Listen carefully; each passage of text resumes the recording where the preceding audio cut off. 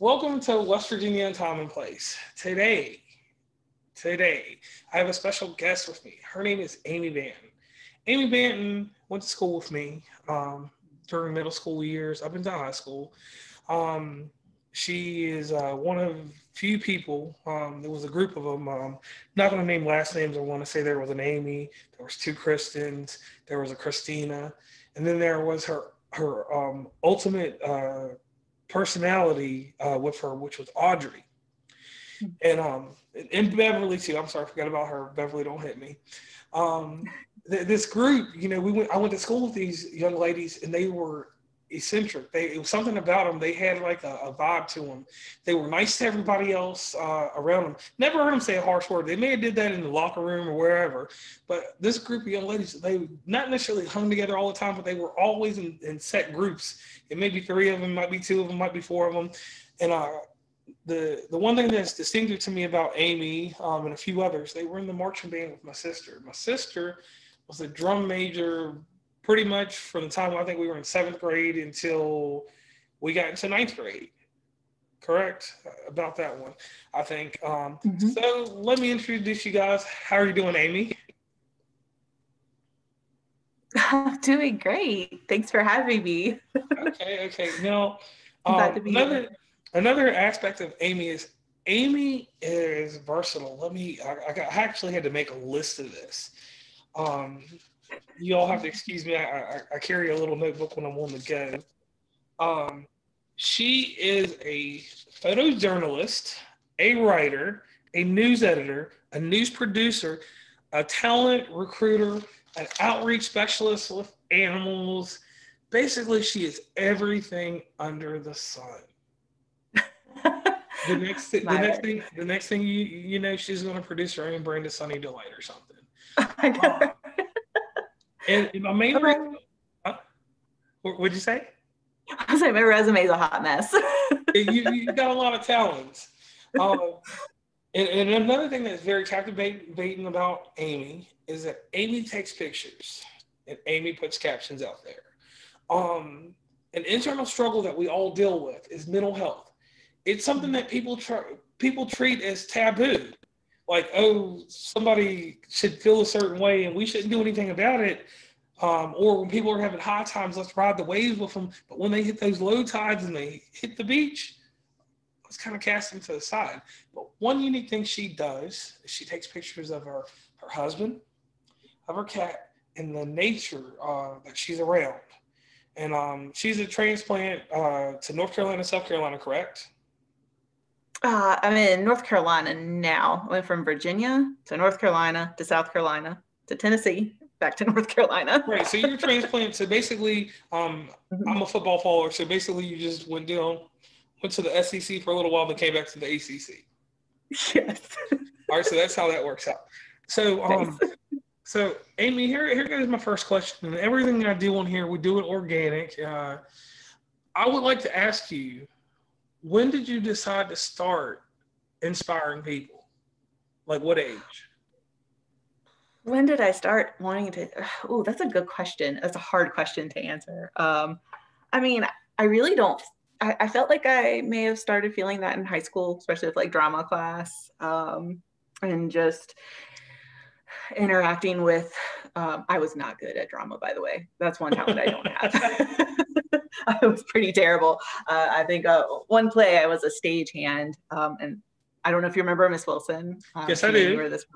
She made me wear this really cool jumpsuit with hands all over it because I was a stagehand.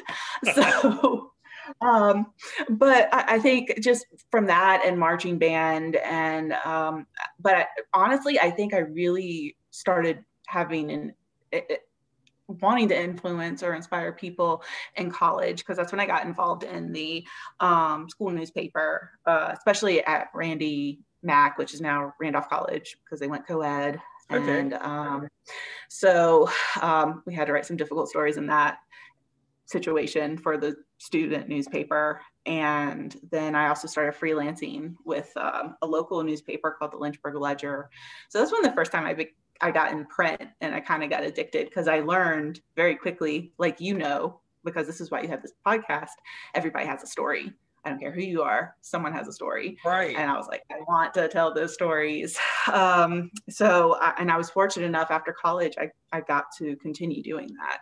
So there's just so much power in writing. And I also did my own photography. I really wanted to be a newspaper photographer, but by the time by the time I got out of college, it was harder to get those positions, and you really had to be able to do both because you had to write and take your own photos because budgets were getting cut. So okay, so as a young lady, when did you aspire to become a photojournalist and all these titles that you have? Did something happen when you were 6, 7, 8, 9, 5? No, it was actually in high school. It started off with I had a teacher, Mr. Ruiz. I remember him. He always complimented my writing, and I was like, well, maybe I am good at this. And then after 9/11 happened, I became more aware of the news, and I just had this feeling that that's something I wanted to be a part of. And then I started seeing the journalists out in the field. Specifically, I don't know if you remember Daniel Pearl and what happened to him. Yes. He was a reporter that died in the field, and that affected me. Like, it really impacted me. And I was like, no, I want to be a journalist. Like, I read some of his stories after he had passed, and I was just like, I want to be this. So I took a few classes, like the literary magazine class. I think we were in that class together, possibly. Miss Riley? Yes, Miss Riley, yes. Yeah. Yes. Yes, because I have a story that we'll talk about another time. I think you know what I'm talking about. Yes. But yeah, we took the literary art class where we did the magazine and gathered people's writings, and I really enjoyed that too, because then you started seeing different sides of people when they would submit poetry or stories, and like you would have like this cheerleader you always saw that you would never really talk to because she's really popular, and then she wrote this beautiful story or piece, and it's like you see a different part of that person. This is another reason I'm attracted to writing. I think it's more intimate. So, and I believe with writing also that writing shows the substance of someone, because I've had some creative narratives that I've written about that sometimes got rejected, and you know they've become a myth and a legend in our society. Yeah. And I know the impact of that, but like you said, it was like the diversity. And one thing I want to touch on that we didn't talk about, we come from Rustburg. Mm-hmm. Rustburg is very diverse. Because I come from the Callers Mountain side of things, which I didn't know growing up that I'm from the middle class, suburbia. Mm-hmm. We had a trailer park. We didn't really have any hoods anywhere. I mean, some kids from Campbell Avenue and Lynchburg came to school there, but outside of that, and then we had upper class, which was it varied, Concord, different places. Mm-hmm. I think that we grew up with the greatest diversity you could have. Because I really say, and I followed on like when I went to West Virginia, because West Virginia is very similar to that. You go high and low in classes, you know, based on the economy. But when we were in school, there were set groups of people. You had your crew. Your crew always called those the artistic crew. You guys were over here at this table. You had your popular kids and your jocks over here. And then you had those people that were in the middle. They were like, oh, I could go to this person if I need a favor from that person to know this about whoever. So transfer of information. And, you know, as we got older, the thing that really got me is like, I started watching, I think I always base it back to MySpace. MySpace started us in a certain area where we were starting to be trained to, hey, let me watch what someone else is doing. Then Facebook, because I'm one of the early adapters, because we all went to college at some point, one of the early adopters of Facebook. So that was like, I'm going to communicate. I'm going to reach out to people. So I haven't seen you since high school graduation. Okay. You graduated from there. And we've kept in touch periodically, not very much, but here and there, a like on this, a like on that. Tragedy happens, something good happens. You know, everybody's brought about, but it's been your pictures. Your pictures, Facebook, Instagram, but I want to tie into Instagram because Instagram is my favorite. That, and I think because, like I said, I have to format my content a certain way because of my job. I use Snapchat for the more adult themed stuff, jokes and different things like that. But Instagram, you kind of can do two ways there. You can have your photos and you can catch an audience more intimate than Facebook. To me, Facebook is like shopping at Walmart. Everybody's there. On your Instagram, it's about like shopping at a Target for you. And for me, we have a store called Meijer, which is sort of like Target and Walmart together, but it's Ohio, Michigan, stuff like that. It's not that you put a select group there, but it's a certain group that sees these things. But you're the type of person that you'll put the picture Facebook and there, so people know. But it's your Instagram where you're able to leave that caption. You took a picture not too long ago, and you were trying to find peace that day. Set headphones on. Oh yeah. Okay. So, and I'm telling you, like, I pay attention to things. So I didn't have me a set of headphones. So I went to Five Below, got me a set of headphones. I don't know where they are right now. I was going to show them to you. Sorry, anybody listening, we're doing it on Zoom. So anyway, so I went and got me something so I could find some peace. I was like, wow, that's influence. So my next question to you is, like, these photos. Now, not every photo you shoot is with a professional camera. Some of it's shot with, I believe, was it an iPhone you told me one time? Or something. And mind you, I'm not a photographer at all, but I'm one of those guys that I live by my phone. That's how I make my money. So I will go buy $1,000 phone with 3 cameras or 2 cameras, and I will learn the right lighting and different things just to take a picture of a waterfall so I can have something to match up halfway to what you're doing. Because I don't consider me a contemporary to you, but you a contemporary to me. With your work. So how do you start with these pictures? What is your thought process? What is my thought process? There really isn't one. That's the funny thing. Because I mean, everywhere I go, my husband hates taking walks with me because I stop every 5 minutes to take pictures. Like everything I see, there's something there, if that makes any sense. I just, especially out in nature, and you've seen a lot of my macro photography. I love taking pictures of spiders and bugs and tiny flowers close up. And I know a lot of people probably don't have interest in that, but I want them to be, because that's our world. I mean, it's a world we're not really paying attention to. And we're stuck in this world with so much noise, especially this year. I mean, with everything that's happening, nonstop news, nonstop, just insanity. I want people to stop and pay attention to the little things, because that's what's important. So I think that's also part of my process. What is something that I can show people that they don't see every day, or something that's like right there and they just don't pay attention to it? So that's one thing that influences me when I'm out and about, taking pictures. And just, I want, if I can teach people something, that would be great. Like recently I was out in the bug garden here in Greensboro, which if you ever get a chance, go, it's really cool. Yeah, and they had these, yeah, it's really cool. I was walking through and I looked up and there were these purple and teal and blue colored berries. And I'm like, this looks like something from like Wizard of Oz. I've never seen this before.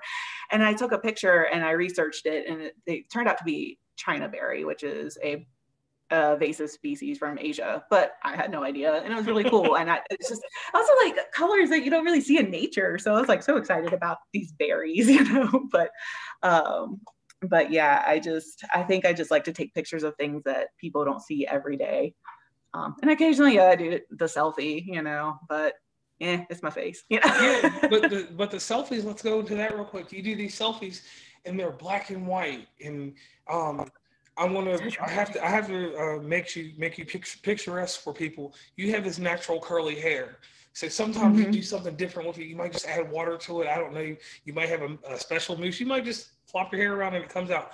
But you take this one picture, and I don't know if it's one. It could be 50 you take, and then you just find the right one. Exactly.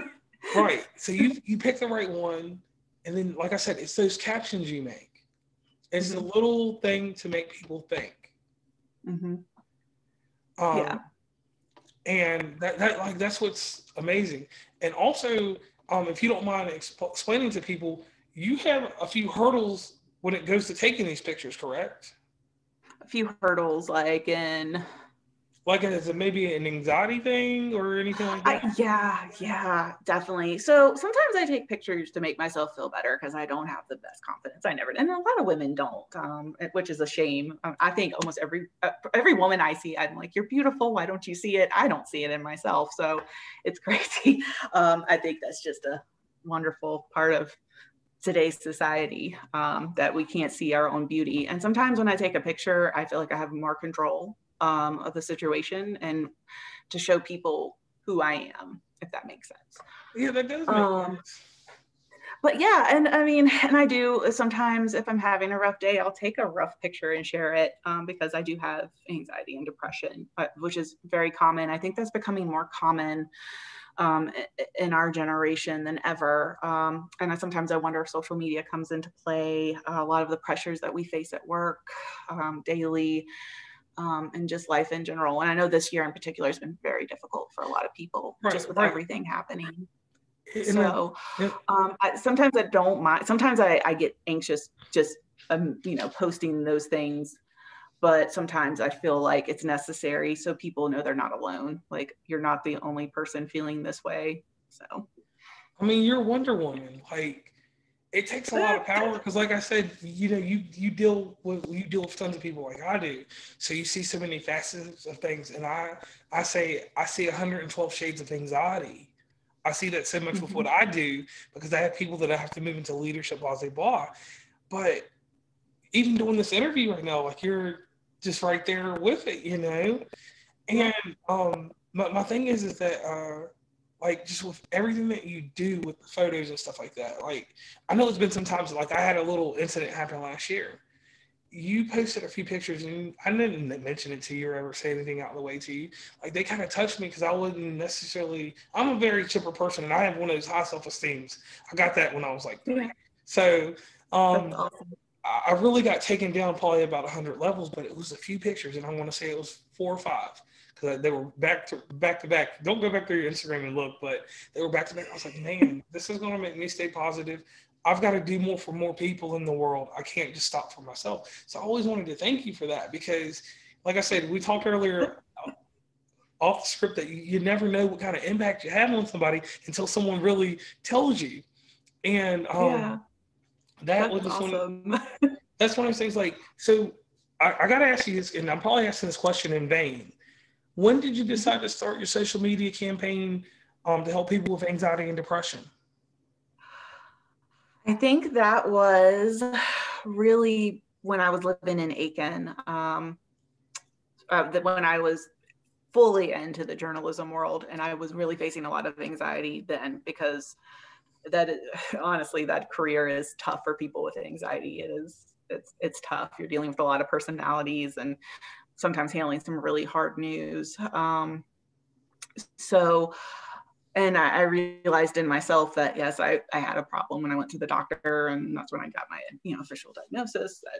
I always had the anxiety. I had that since college, but the depression really hit around 2014. And I was really starting to struggle, and I almost felt necessary to document it. I know that sounds really weird because it is very personal, but also I know there was such a stigma around it, and actually feeling these things. Taboo all the time. Yeah, exactly. I mean, it's like it's not just, oh, I feel sad, and it's for a day or two. I feel sad all the time. I'm exhausted. I mean, it's mentally and physically taxing, and trying to work and do everyday things just gets to be too much sometimes. And it kind of helped me to kind of share that, because then other people come out of the woodwork and be like, man, I've had that too, or I suffer from depression, and we could have that open conversation, and just really just talk those things out, because it's good to know you're not alone. And I think that's a positive part of social media, where you can almost meet anybody going through something at least similar that you're going through, and you might need some guidance or at least somebody just to talk it out with. Okay. So.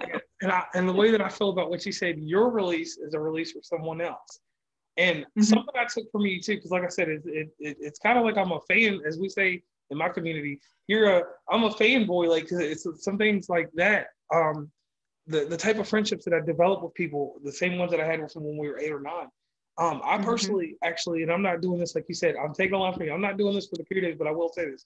I personally go out of my way and check up on people. Certain people I notice, like, you know how, I don't know if you have a sense for it, but I have a sense, I feel, I can sometimes just tell, I'm like, man, out of these 1,000 people on my page, for some reason, I'm messaging this person just to check on them. And yep.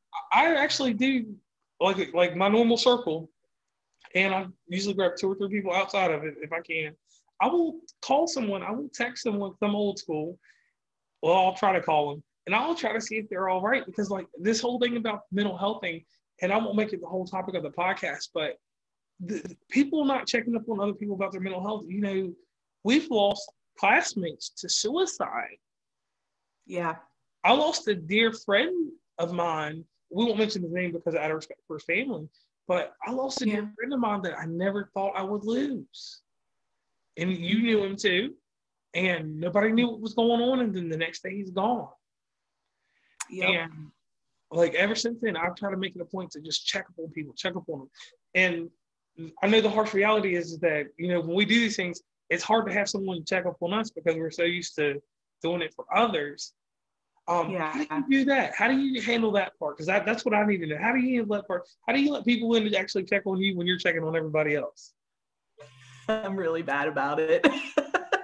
I will check on people and talk to people all day long, but if someone checks on me, I'm like, I'm fine. And that's a typical sign of depression, is, you know, you don't want to be a burden. And I get a lot of joy out of making other people happy. So I would much rather put my energies into talking to other people and helping them. And I'm like, hey, I got a counselor for that, you know. That's what I try to tell people. I try. I mean, there's a few people that I'll talk to or lean on a little bit, because I mean that's what friends do. But yeah, I try not to. I mean, I will admit, like in college, man, I was like emoting all the time on Facebook, and I kind of calmed that down. You know, that's why I try to make it more artistic. You know, vague posting, you know, stuff like that. I've definitely toned that down over the years, and I think that comes with age, because you're like, why am I doing this? You know, but because then you get a bunch of messages, and you're like, I don't want to answer all these, so it's just, you know, but and I think that might be why I really did turn more into putting my emotion more into my photography. Okay, because like I do this weird thing because when I'm on social media, I'm across everything. I'm even on Tumblr sometimes. I look at stuff. I don't post anything. But I find pixel art. I will find pixel art. If I'm going through something and I don't want to share it with anyone. I mean, because I have someone to share with. I have a wonderful girlfriend, Stacy, and I know you share things with Chris.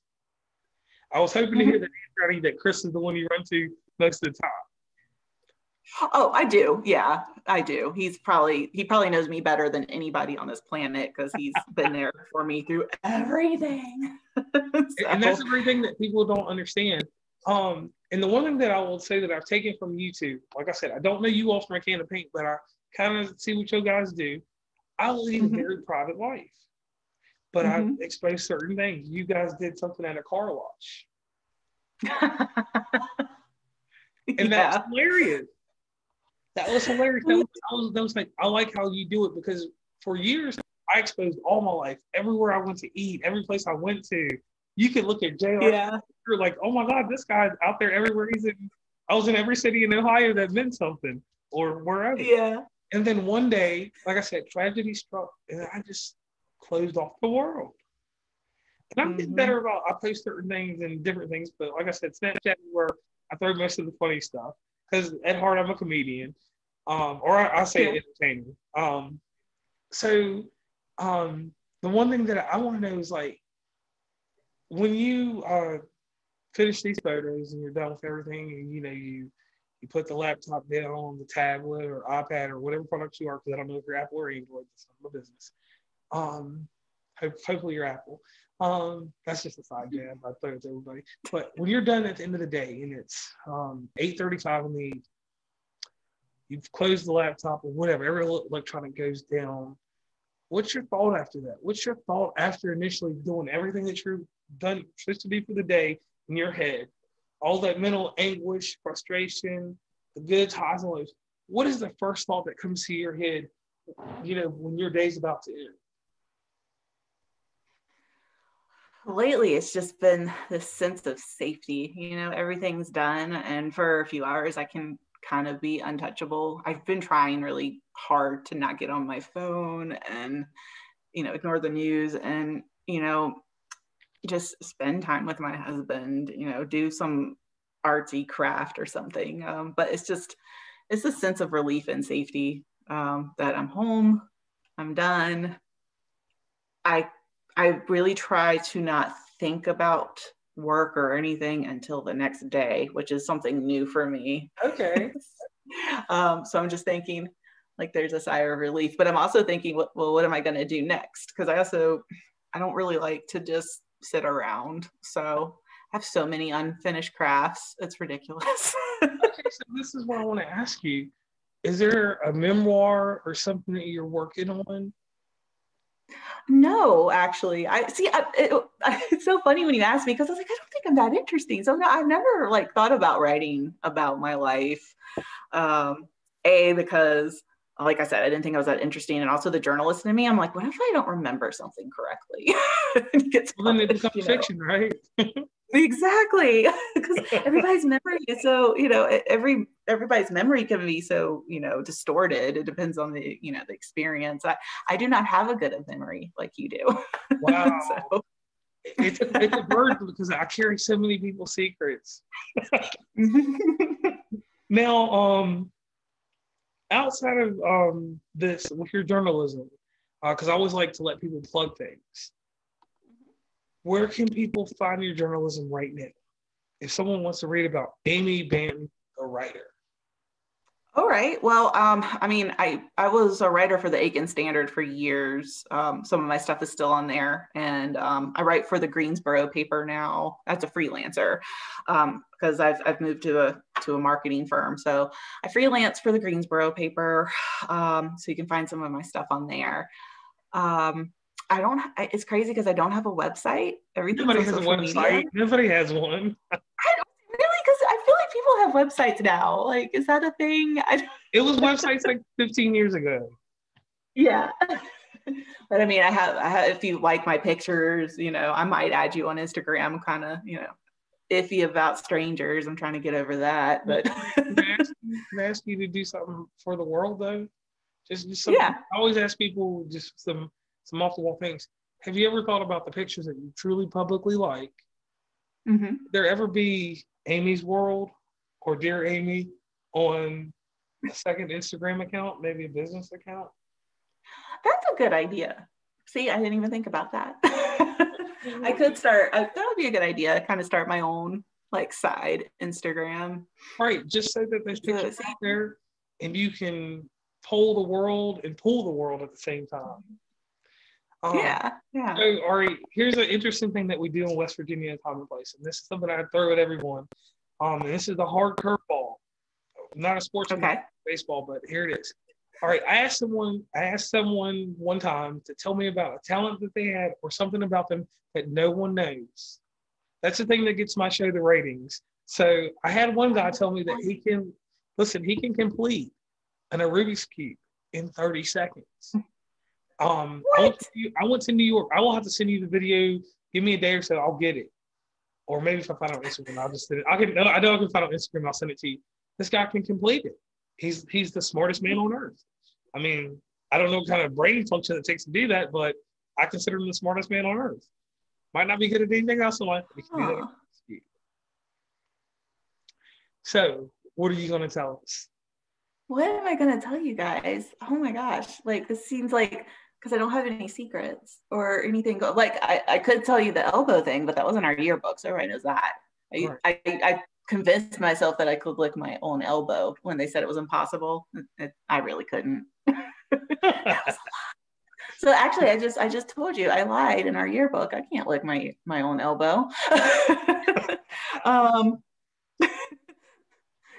That secret exposed. That's your headline.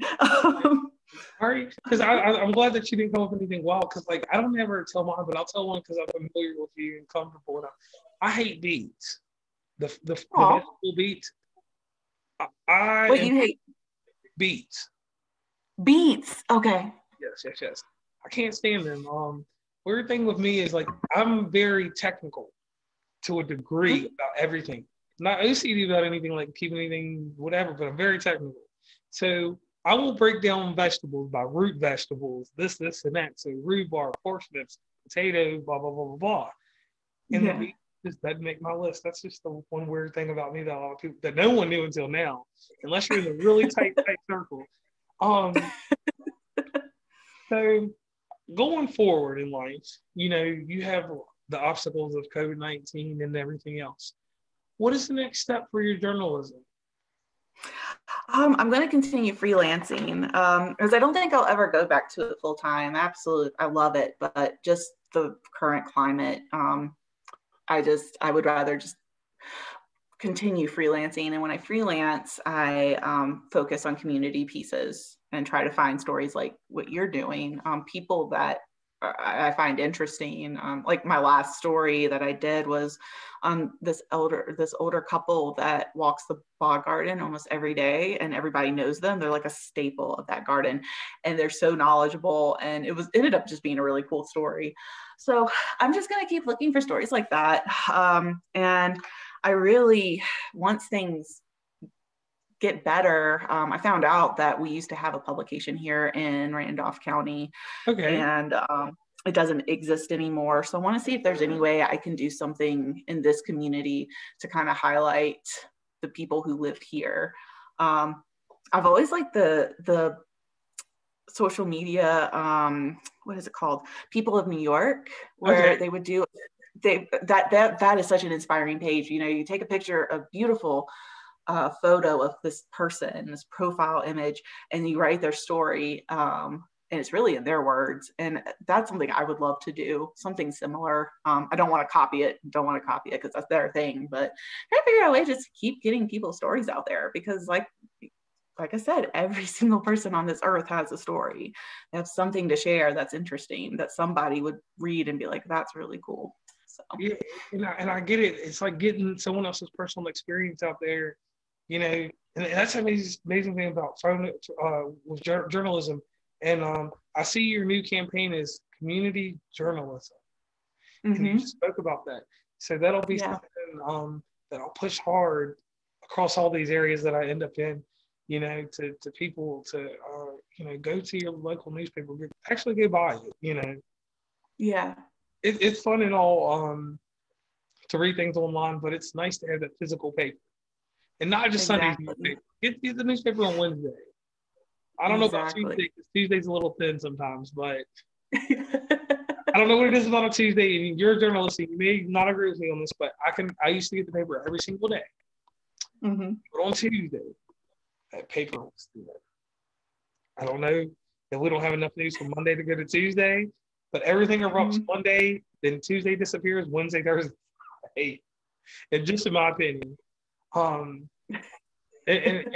one thing that I like to do is I like you to give a narrative on this that I'm about to pass along to you. There's a young lady, there's a young man in a rural town that wants to or aspires to be a journalist. They want to get their voice heard. What is something that a teenager can do today? What's something that even we'll say a 5-year-old, because 3-year-olds are advanced now too. So what could they do to get started? What can they do to get started? They just need to start. They just need to pick up a pen and start writing.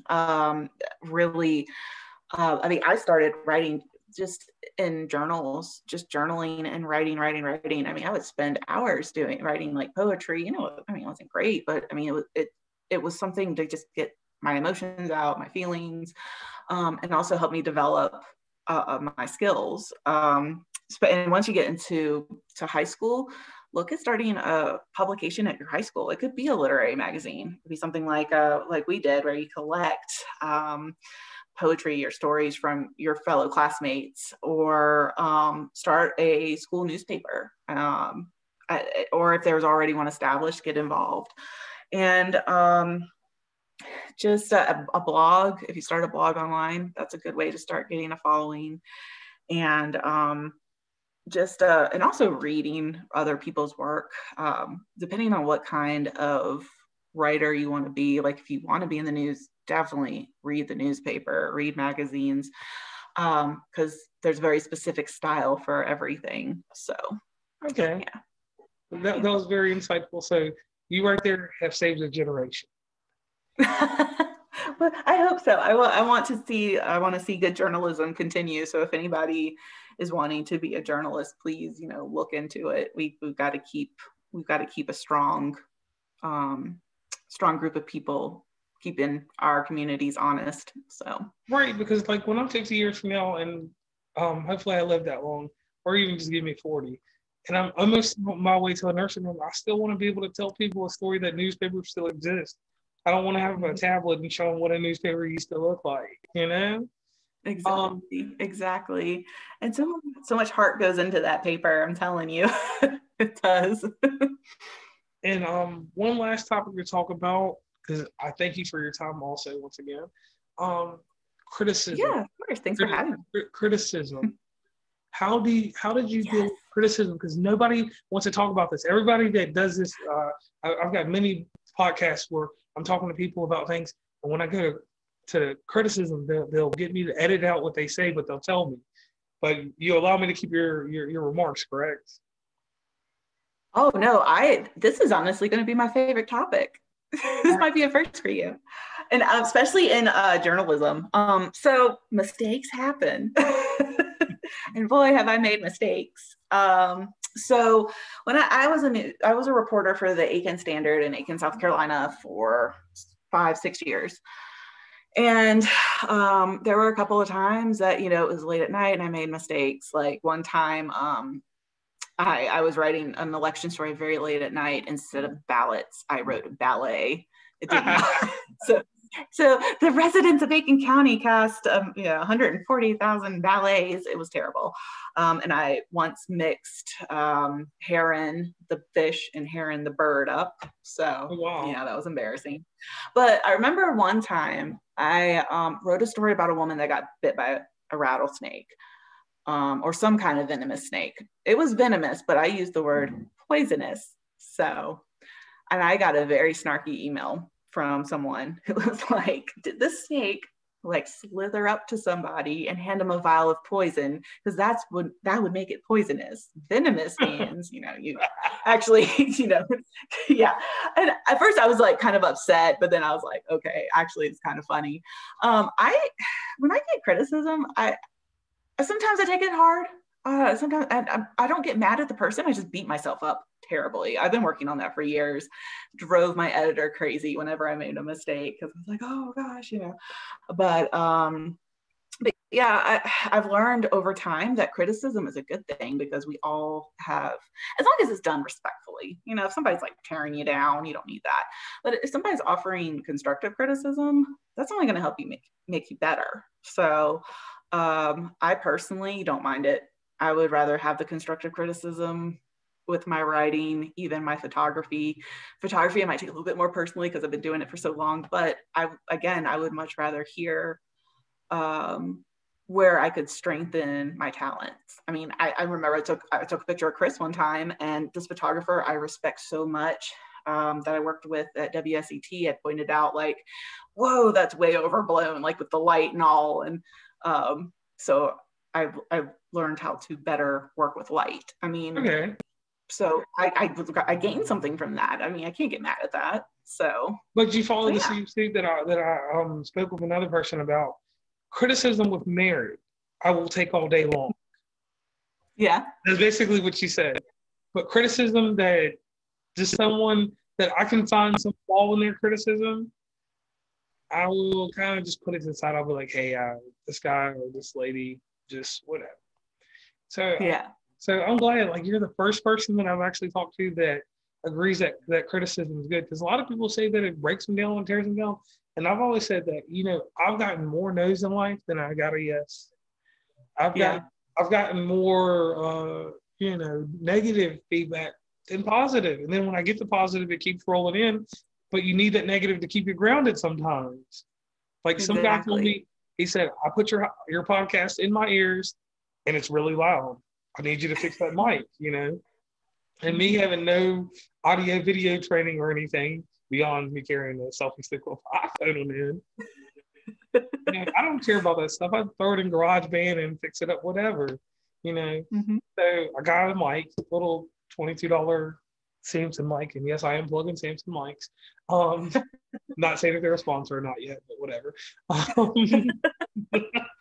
But I got that. I learned a little bit more about this whole podcasting thing because my first few episodes are very amateurish. Not this, but beforehand. This right here, I do it really raw and uncut. I edit to a degree if we get little sound and stuff. I try to keep this one kind of raw because I have a lot of local support from the states. I have 17 different home states now because I travel places and I'm there for a period of time. North Carolina is not going to be one, but you know. Well, yeah.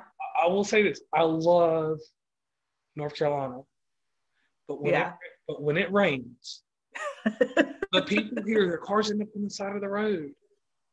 And I'm from an area now. I consider myself in West Virginia. Like I've been there long enough that I can drive on a road backwards that there's barely any pavement on. I can drive on the side of a cliff in ice and snow, any kind of inclement weather.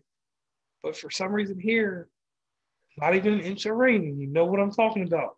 You see, I do. Turn back. It's pretty bad. Yeah. I know exactly what you're talking about. So, the last thing here, is there anybody in your life that you would love to give a shout out to? Anyone in my life that I would love to give a shout out to? Yeah, just someone like, people that built you up a little bit.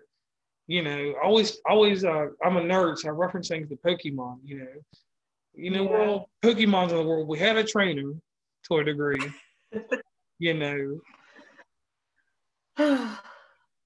See, I would love to give a shout out to my husband because he's awesome. Like, he's been with me we've been together for almost 16 years now. Wow. Like, it's a long time. Yeah, he really knows me, and he supports every crazy antic that I do. Dude has been great. I ain't perfect. Well, nobody's perfect, but it's just he's awesome. Like I found we met each other when we weren't even really looking for a relationship, so it worked out pretty cool. So just a shout out to him because I have a lot of friends too, and if I mention one, another might be like, "Hey, you cut me out." Well, so watch this. Like, I love all my friends too, guys. Here, you can do this one. Today I'm gonna just name your gang the Amy Gang. You and Audrey, the whole Amy Gang. There's a Crystal. There's two Kristens with the same name. Yeah, because there's two. I know. Well, one Kristen Smith is my cousin. She's we're actually related, and she's awesome. I actually saw her a couple weeks ago. She's like my sister because we were both only kids until I got step siblings, which I consider them my family too. So, yeah, and I still talk to Audrey quite a bit. Right, I see that a little bit here. One of my closest friends. And then Beverly. Yeah, she's one of my closest. And then Crystal, because Crystal's out there doing her thing. I think she's great and stuff like that. So shout out to Crystal. I call her Walmart Crystal because anytime I came back, this was years ago, she was working at Walmart. She always smiled and waved. She never spoke a word to me in school. I don't think we've ever spoken. But, she's part of your crew or your gang. But since you didn't want to give him the shout out, I'll give it to if anybody gives you that time, you tell like AJR, pick it up with him. And he'll just tell you, look in the mirror, you're a friend. Yeah. So once again, I want to thank you for being on West Virginia and Commonplace. Thanks for having me. This is awesome.